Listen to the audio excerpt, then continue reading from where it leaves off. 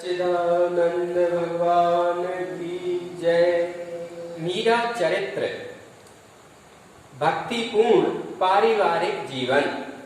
मीरा अपने नित्य कर्म में लगी। अवश्य ही अब इसमें भोजराज की परिचर्या एवं समय पर साधुओं की चरण वंदना भी समाहित हो गई। आरंभ में मीठी रागनी सुनकर ससुराल के कई लोग इकट्ठे हो जाते। दासियां उनकी यथा योग अभ्यर्थना करती। मेड़ती जी के नाचने गाने की चर्चा महलों से निकलकर महाराणा के कान तक पहुंची। यूं तो बीनड़ी को नाचने गाने को कहे तो कहती कि मुझे नहीं आता, और उस पीतल की मूर्ति के सामने बाहुडियों माने साधुनियों की तरह घुंघरू बांधकर ताले बजाती हुई थिरक थिरक के नाचती हैं। उनकी छोटी सास हाड़ी रानी कर्मावती जी, जिन्होंने हुमायूं को राखी भेजी, वे पति से कहा, बहुत भाग्यशाली हैं आप कि ऐसी बहू मिली। लोगों में चर्चा हो गई। मीरा ने अपने गिरधर गोपाल ससुराल में बढ़िया स्थान रखे और अपने सहयोगी भोजराज की सेवा साधुओं को प्रणाम करती, और जब उनका भक्ति भाव में मन आता तो पूजा के बाद वो कटार उठा के बजाती और नाचती, और कोई कहे कि नाचो तो नहीं नाचती। ऐसी बात पहुंच गई जो उनके ससुर थे उन तक। और इनकी एक और छोटी सास है कर्मावती जी। उन्होंने तो सराहना की कि बहुत अच्छी बहू मिली जिसकी भगवान में प्रीति है। पति से कहा। महाराणा ने कहा, वह हमें नहीं तीनों लोगों के स्वामी को रिझाने के लिए नाचती गाती है। मैंने सुना है कि जब वह गाती है तो आंखों से आंसू बहते हैं। जी चाहता है ऐसी प्रेम मूर्ति के दर्शन में भी कर पाता।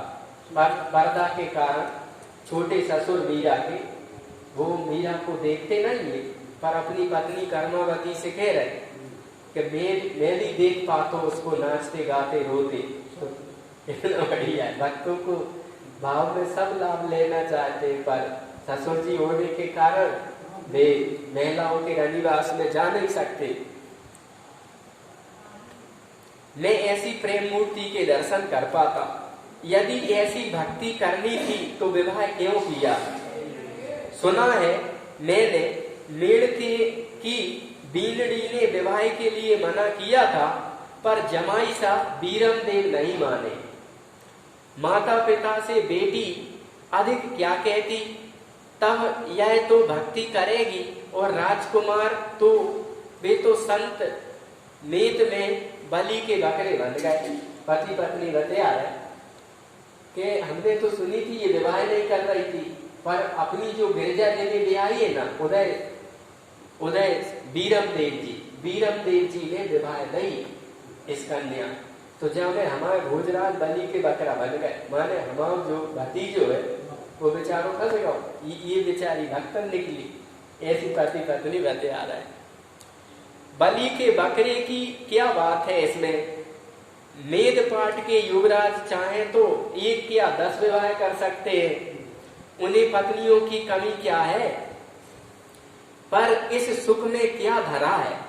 यदि कुमार में थोड़ी सी भी बुद्धि होगी तो वे बीनड़ी से शिक्षा लेंगे। बीनड़ी से महाराज कुमार शिक्षा लेंगे। यह क्या फरमा रहे हैं आप? शिक्षा देने वाले और कोई नहीं बचे दुनिया में। अच्छा जीवन बिगाड़ा बालक का। क्या व्यर्थ की बातें करती वो हाड़ी जी। शिक्षा देने लेने में स्त्री पुरुष कहाँ से आ गए? वह तो जहां से मिले वहीं से ले लेनी चाहिए। जीवन बिगड़ा या सुधरा, इसे तुम्हारी ओछी बुद्धि नहीं समझ सकेगी। अतः आज्ञा है कि उनकी इच्छा में दखल ना दिया जाए। अच्छा हुक्म है यह, अब तक बहुएं सास की आज्ञा में रहती थी। ससुराल की कुल की रीतियों का पालन करती थी और अब सासुओं को बहू की इच्छा अनुसार चलना पड़ेगा। चुप भी रहो, बुद्धिहीनों को सब बात उल्टी सुनाई देती है। हुकूमत करके इतनी बुद्धि तो जुटा लो पहले। दीवान जी चिढ़कर बाहर निकल गए। पति पत्नी बतिया रहे थे। सुना है आपने योग की शिक्षा भी ली है, ज्ञान और भक्ति दोनों आपके लिए सहज है। यदि थोड़ी बहुत शिक्षा सेवक जी को भी प्राप्त हो तो यह जीवन सफल हो जाए। मसनद के सहारे गद्दी पर विराजे भोजराज ने मीरा से कहा कि योग और संगीत और भक्ति सब है, थोड़ा हमें भी मिल जाए। थोड़ी सी दूर पर दूसरी गद्दी पर विराजित कुंवरानी सा मेड़तनी जी गिरधर लाल के बागे में मोती टांक रही थी। मीरा और भोजराज बैठे बतिया रहे हैं। भोजराज की बात सुनकर मुस्कुराकर उनकी ओर देखा। यह क्या फरमाते हैं आप? चाकर तो मैं हूं। प्रभु ने कृपा की कि आप मिले। कोई दूसरा होता तो अब तक मीरा की चिता की राख भी न रहती। चाकर आप और मैं दोनों ही गिरधर लाल के हैं। मीरा सम्मान दे रही भोजराज। भक्ति और योग में कौन श्रेष्ठ है? विशेषकर योग क्या है और कैसे किया जाता है? इसके लाभ क्या है? भोजराज ने पूछा। भक्ति और ज्ञान की भांति ही योग भी अध्यात्म का एक स्वतंत्र मार्ग है, साथ ही भक्ति का सहायक भी है। योग पहले शरीर को साधता है, शरीर के माध्यम से ही थकाकर मन को भी साध लेता है। योग में बड़ा लाभ है। यहाँ के लोगों की इच्छा हो तो हमने योग में पढ़ाई की है, योग में नेचुरोपैथी में अभ्यास किया है। पर यहाँ के विद्यार्थी या कोई योगा अभ्यास करना चाहे तो योग में वास्तव में मन को और शरीर को, जीवन को दिशा देने की बड़ी शक्ति छुपी है। जो लोग योग अभ्यास करते हैं उन्हें आलस नहीं आता। उनका मन भजन में, जो कि निद्रा तंद्रा आलस आता है भजन में, यदि कोई ओमकार का या राम का लंबा गुंजन करे, माने दीर्घ जप करे,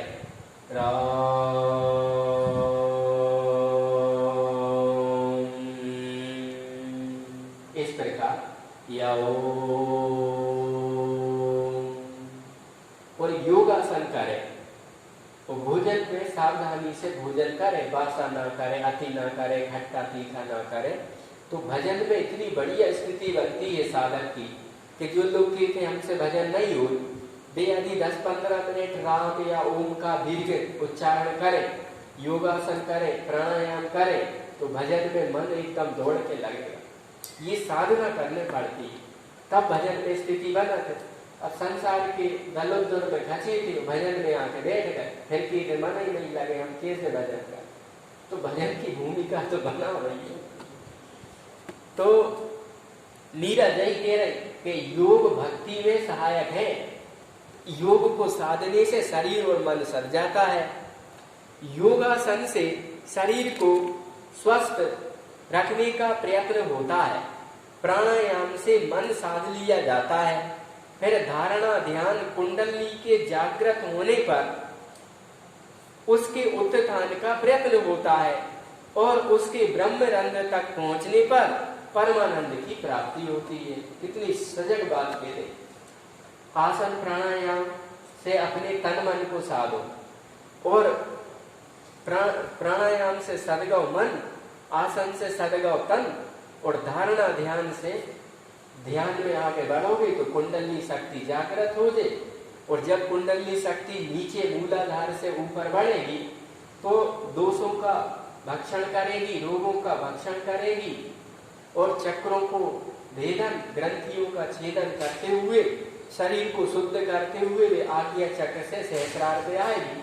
और जब कुंडली सहस्रार में बैठे सिर से मिलेगी तो जीव ब्रह्म में एक हो जाएगा, ब्रह्मलीन जिसको कहते हैं, और व्यक्ति का कल्याण हो जाएगा, परमानंद की प्राप्ति हो जाएगी इसी शरीर से। इस कुंडली के विषय में भी मैंने सुना तो है, इसका उत्थान और परमानंद की प्राप्ति का अनुभव आपको हुआ? भोजराज ने मीरा से पूछा। मेरी कुंडली भ्रुकुटी मध्य तक ही पहुंच पाई। मीरा हंस पड़ी। कोई अड़चन विक्षेप हुआ नहीं। यद्यपि गुरुदेव ने बताया था कि अब थोड़े प्रयत्न से यह साध्य है, किंतु मैंने प्रयत्न नहीं किया। वो छोटे में 3 दिन तक मीरा बैठी रही थी, तो वह कुंडली शक्ति मूलाधार से उठ के स्वाधिष्ठान में, फिर मणिपुर में, फिर अनाज में, फिर विशुद्धि में, फिर आज्ञा में आ गई थी। अब सहस्रार तक नहीं गई, क्योंकि मीरा गिरधर गोपाल को छोड़ना नहीं चाहती थी। आराधना, उपासना, वह कुंडली शक्ति में बैठे तो आनंद आनंद में गहरोश हो जाए, समाधि लग जाए। तो मीरा ने 1 दिन 3 दिन की समाधि की, फिर बोली अब मैं भगवान की पूजा छोड़ के ध्यान कुंडली में नहीं लग रही। नहीं तो मीरा कह रही थोड़े अभ्यास से मैं सहस्रार में पहुंच जाऊं और परमानंद को सुख भोगूं, पर मैं गिरधर की सेवा से, चाकरी से फुर्सत नहीं समझती उस कार्य को करने का। कोई कारण उस परमानंद की प्राप्ति से अधिक रुचिकर मुझे अपने प्राण सखा की सेवा लगी। भगवान की सेवा।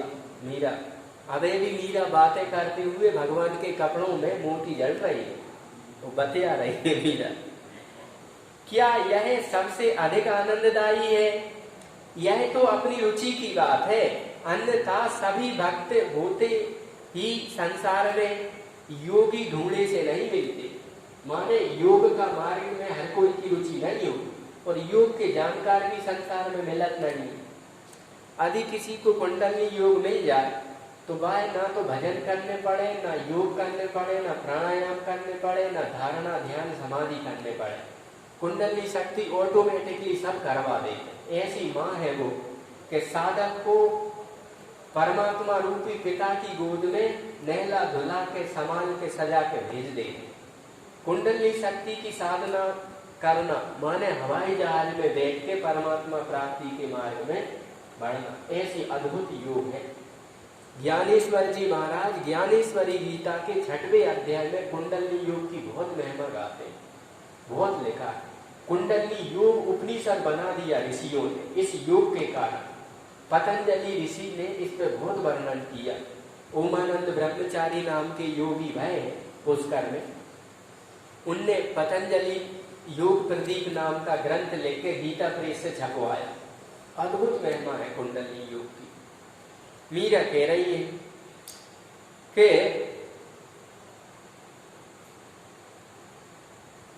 मुझे सेवा अच्छी लगी, क्या यह उससे अधिक आनंददायी है?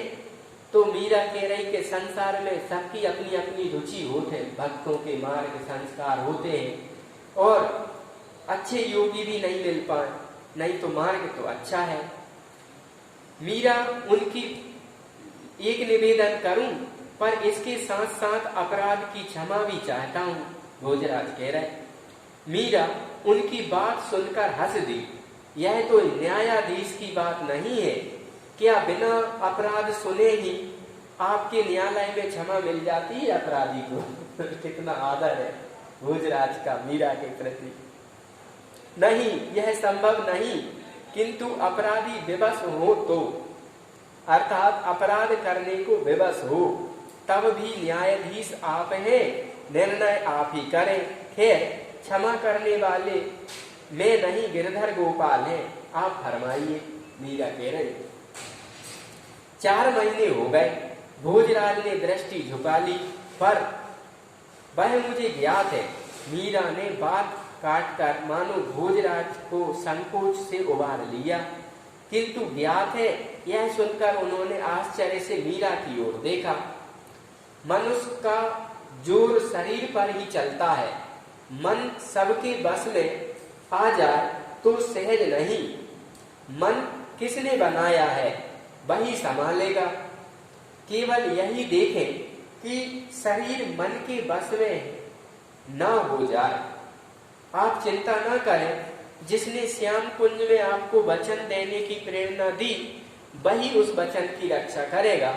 मीरा ने बात पूरी करते हुए कहा, एक बात मुझे भी अर्ज करनी है आपसे, एक क्यों 10 फरमाइए। ये प्यासे कान तो सदा उन्मुख रहते हैं। आप जगत व्यवहार और वंश चलाने के लिए दूसरा विवाह कर लीजिए।